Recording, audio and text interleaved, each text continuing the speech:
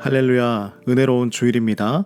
우리 사랑하는 성도님들, 하나님의 은혜가, 하나님의 평안이 가득하길 간절히 소망합니다. 시간이 흘러도 해결되지 않는 일들이 많이 있습니다. 특히 마음의 상처는 더 오래 남아있는 것이죠. 상처는 아물었지만 그 흉터는 남아있는 것입니다. 오늘 말씀은 사무엘하 13장 23절에서 39절 말씀입니다.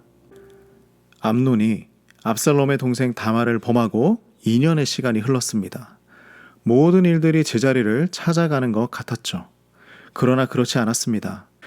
다말은 너무나 큰 슬픔 가운데 시간을 보내고 있지 않았을까요? 이 모습을 오빠인 압살롬은 계속 지켜보며 살지 않았겠습니까? 아버지 다윗 역시 이 일에 대해서 아무런 조치를 취하지 못하고 시간을 흘려보내고 말았습니다. 그러니 이 압살롬은 그의 마음에 분노를 키워왔던 것이었죠. 오늘 말씀을 보면 다윗의 집안이 수렁으로 빠지는 사건이 일어납니다. 자, 1절 말씀을 보니 양의 털을 깎는 시기가 되었습니다. 양 털을 깎을 때는 축제를 여는 것이 풍습이었습니다. 압살롬은 아버지를 찾아와서 잔치에 오시기를 청합니다. 그러나 아버지는 누를 끼칠까봐 참석을 거부하죠. 그러자 형인 암논이 함께 갈 수 있도록 해달라고 합니다. 여기에서부터 압살롬의 마음에 무엇이 있었는지 우리는 발견할 수 있습니다. 다윗은 그 이유를 물어보았지만 자세한 내용은 모른 채 함께 가도록 허락합니다.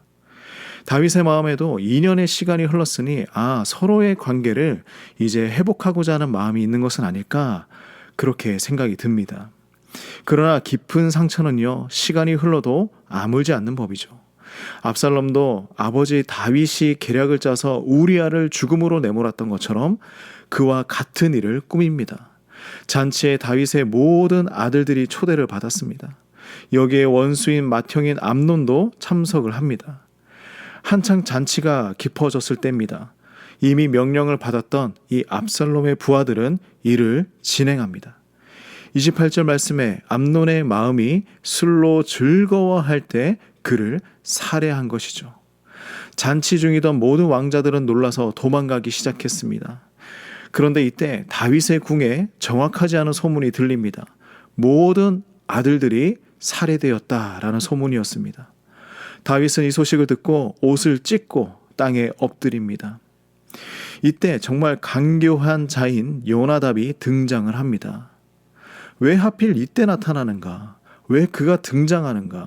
압살롬과 사전에 모의가 있었던 것은 아닐까 의문이 듭니다. 요나답은 다윗에게 말을 전하죠. 아들들이 다 죽었다고 생각하지 마십시오. 오직 암논만 죽었을 것입니다. 압살롬은 오래전부터 마음에 복수를 품고 있었습니다. 요나답이 다윗 왕과 이야기를 하고 있는 그 시간 동안 압살롬은 자신의 외할아버지가 살고 있는 그술로 도망을 갑니다. 이스라엘에서 고의적인 살인은 도피성으로도 도망할 수 없었기 때문이죠. 그래서 아예 이방 나라로 도망한 것입니다. 압살롬은 이곳에서 3년의 시간을 보냅니다. 그런데 다윗의 마음이 이해가 되지는 않지만 그래도 아들은 아들인가 봅니다. 39절 말씀을 보면 다윗의 마음이 압살롬을 향하여 간절하다 표현합니다. 암논은 이미 죽어서 압살롬으로 인해서 위로를 받은 것이죠. 다윗은 너무나 어두운 터널을 지나고 있었습니다. 다윗도 암논도 압살롬도 모두 죄인이었습니다. 그런데 그들의 태도는요, 모두 모른 척하거나 입을 다물거나 도망을 가는 것이었습니다.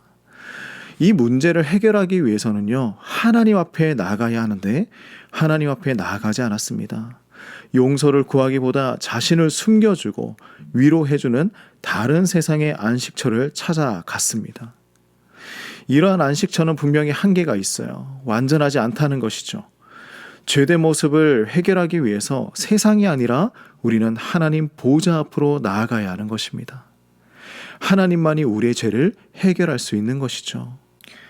해결되지 않은 그들의 죄들로 서로를 죽고 죽이는 일들까지 일어나고 말았습니다. 그래서 우리는 어떠한 상황이든 하나님 앞으로 나아가야 합니다. 하나님의 품 안에서 우리의 삶을 조율받는 이 하루가 되시길 간절히 소망합니다. 기도하겠습니다.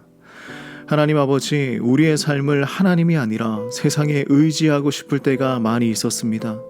죄를 해결하기 위해서 하나님 앞으로 가지 않고 세상의 다른 방법으로 해결하려고 할 때가 있었습니다. 하지만 우리의 죄를 하나님만 해결하실 수 있음을 믿습니다. 나의 삶을 하나님에게 드리길 원합니다. 하나님께서 주의 보혈로 우리의 죄를 덮어주시고 오직 주님의 손에 조율받는 우리의 인생 되도록 지켜주시옵소서. 예수님의 이름으로 간절히 기도드립니다. 아멘.